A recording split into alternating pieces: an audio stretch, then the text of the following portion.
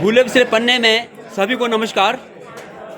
आज फाग मेला 2025 के अवसर पर विशेष भेंट वार्ता में मेरे साथ मौजूद हैं खांटा महाराज शेरी मझाली के कारदार श्री ब्रह्मानंद जी एवं भूले बिसरे पन्ने में आपका स्वागत। थोड़ा देवते के इतिहास के बारे में कोई जानकारी।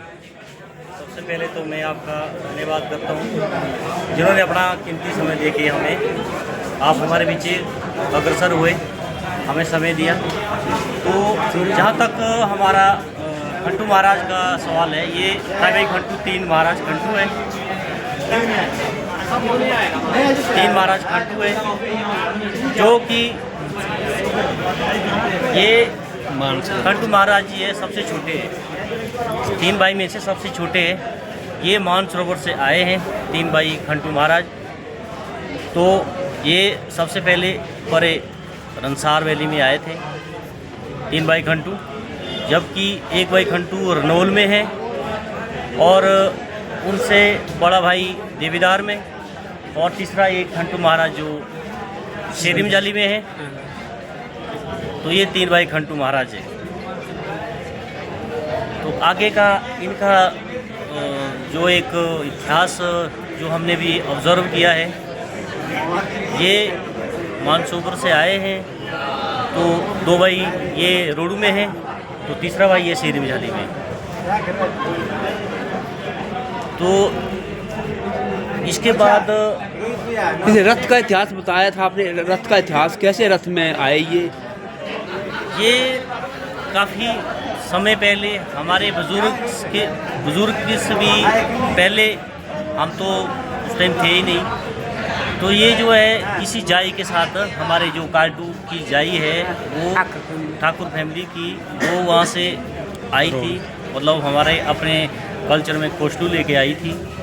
तो ये जो है कोस्टू के अंदर, मतलब कीटू के अंदर उसमें बैठ के आ गया जी। तो उसके बाद वो घर में पहुंची, वो कीटू कहीं पठार में जो हमारा एक राशन का भंडार होता है, तो वहाँ पे उस कीटू को रखा गया है। तो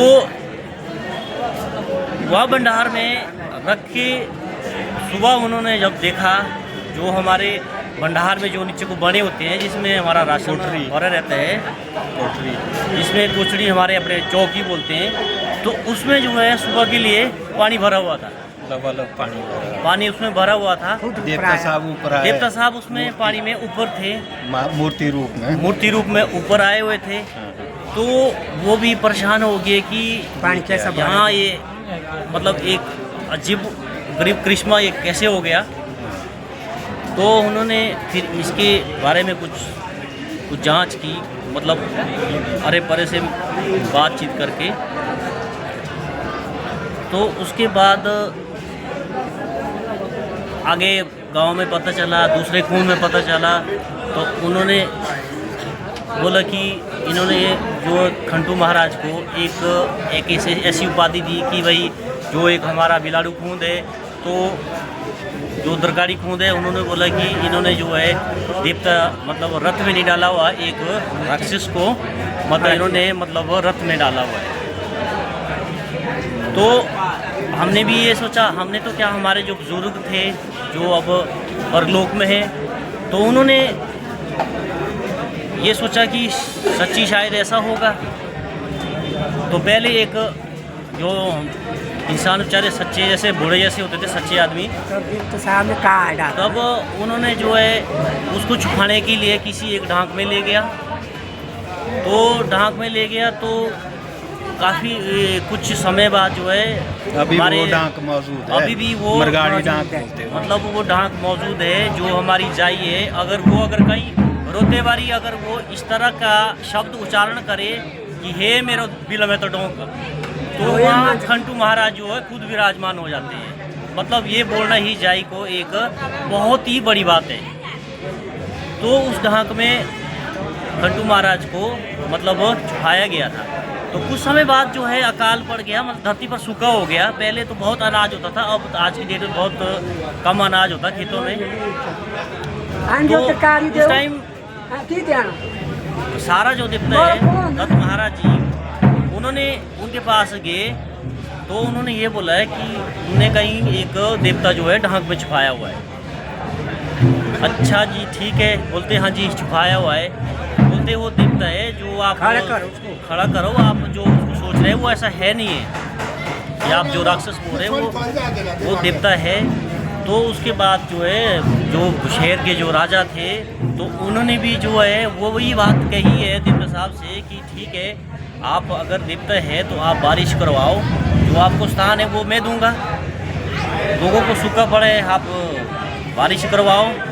ठीक है, उस टाइम सारा हमारा अनाज पर ही डिपेंड होता था। आज की डेट में तो फल है, फ्रूट है, जो भी है, तो उस टाइम जो है अनाज पर ही सारा आश्रित था हमारा जीवन। तो राजा साहब ने तो ये बोला कि ठीक है, तो मालिक साहब ने खंडू महाराज ने जो पानी इतना बरसाया कि उनके जो राज महल में जो भी डिब्बे थे पत्थर के बने हुए बड़े बड़े, वो जो है भर गए। इतनी बारिश हुई तो राजा साहब प्रसन्न हो गए कि नहीं मालिक, कि आपके अंदर एक अद्भुत शक्ति है कि आपको मैं एक स्थान दे रहा हूँ। तब से जो है खंडू महाराज को एक रथ में इनको विराजमान करा गया है और ये त्राईबाई खंडू अब इनका नाम चलता है। वो त्राईबाई खंडू का इतना ये है कि मतलब सूखे के लिए सूखा है, सूखे के लिए जब अकाल पड़ता है तो मतलब ये कभी भी बारिश बरसा देते हैं। धन्यवाद धन्यवाद जी, बहुत बहुत आपका, आपने जानकारी साझा की। खंडू महाराज की कृपा हम सब पर बनी रहे।